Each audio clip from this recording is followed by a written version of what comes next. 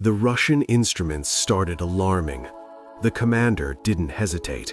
He ordered a rescue team into the water. The Filipino diver had been under too long enough to break protocol, long enough to make experienced men uneasy. The rescue team entered the water. Then the Filipino surfaced, calm, controlled, breathing like nothing had happened. And what he brought back with him ended 25 years of Russian naval dominance in a single dive. He wasn't invited. He wasn't equipped like the Russian divers surrounding him, but the moment he entered that water, something happened that 25 years of Russian naval training had never prepared them for. The ocean doesn't care about rank. It doesn't care about equipment. It responds to only one thing. And the Filipino had it. Russia didn't. The Russian Navy had always trusted their records until he stepped into the water. Russia doesn't protect records, they build them to last. For this joint naval exercise, they brought their best, elite Navy divers. Men trained in the Black Sea, the Arctic, and the deepest test environments their military could create. Their leader, Commander Dravich, 17 years underwater, a man who had set one of the records himself. Russia's depth record had stood for 19 years, their endurance record 25, 44 years of dominance untouched. Admiral Petrov stood on the deck watching his men prepare. Everything was under control.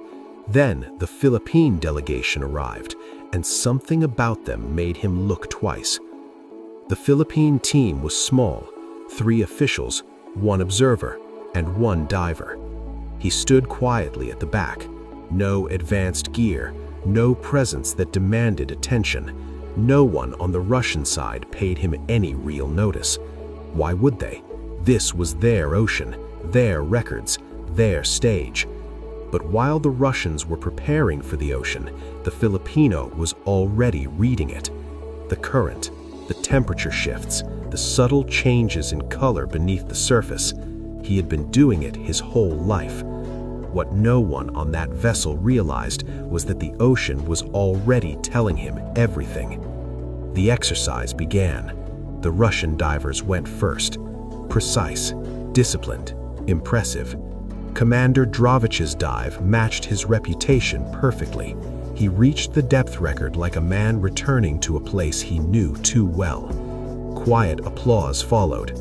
Then the Philippine officer made a request. Their diver wanted to enter. There was a pause. Petrov looked at him. Simple gear, calm face. He approved. Not out of concern, out of confidence. What he didn't realize was that in that moment, he had just made the most expensive decision of his career. The Filipino diver walked to the edge of the deck. He didn't check his gear. He didn't prepare like the others. He sat down, cross-legged, eyes closed, still. 1 minute passed, then 2, then 3. By minute 5, the entire deck had gone silent. This wasn't meditation. This was control. His heartbeat slowed, his oxygen consumption dropped, his body adapted, not through machines, through training passed down for generations. He wasn't preparing to enter the ocean, he was becoming part of it. Petrov turned to his medical officer and asked a quiet question. The answer he got back was the first moment his confidence shifted. The Filipino stood up, checked his gear once, then entered the water. Smooth, effortless, like stepping into something familiar. The monitors began tracking his descent. At first, normal, then faster. Not uncontrolled, intentional. He passed depths most divers never reach, then the ones only military divers attempt. Then he kept going.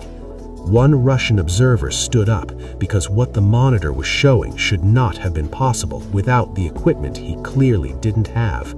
The numbers kept rising. Dravich moved closer to the screen, silent, watching. The Filipino passed his personal best, still going. Then, He passed the record. 19 years, gone. 4 seconds at that depth. Then he began ascending. No reaction, no celebration, just silence. But the dive wasn't over, because something else was happening, and no one on that vessel was ready for it. The ascent was slow, controlled, too controlled. Time kept passing, then more time, then even more. The endurance clock crossed the limit, then passed it, not by seconds, by minutes. No signal from the diver, no response. The instruments began to alert, then alarm. The room shifted instantly. Petrov stood up and said something he had never said in over 2 decades of command. "Send the rescue team." The words hit the deck hard. Russia's best divers moved instantly. The mission had changed. The rescue team entered the water. 30 seconds, then a minute, then movement on the surface. Not the rescue team, the Filipino. He surfaced calmly, removed his gear, breathed normally, as if nothing had happened. The rescue team surfaced behind him. They had never reached him, because by the time they entered the water, he was already coming back up. The data was reviewed twice, then a third time. 2 records, broken on a single dive. But it wasn't the depth that stunned them, it was the time.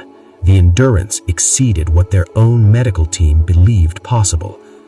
Petrov sat alone with the numbers. He asked one question: how? The answer he received changed everything he believed about human limits, because it wasn't in any Russian manual. It never had been. Petrov stepped onto the deck. The Filipino diver sat quietly, looking at the ocean, the same way he had from the beginning. Petrov walked up to him, looked at him for a long moment, then said, "I have commanded in 4 oceans. I have trained the best divers we have, and I have never seen a man enter the water the way you did. You didn't dive into it, you returned to it." Silence. Dravich stood at the far end of the deck. 19 years, gone. He walked forward, stopped in front of the Filipino, said nothing, then removed his rank insignia, placed it between them, and waited to be taught.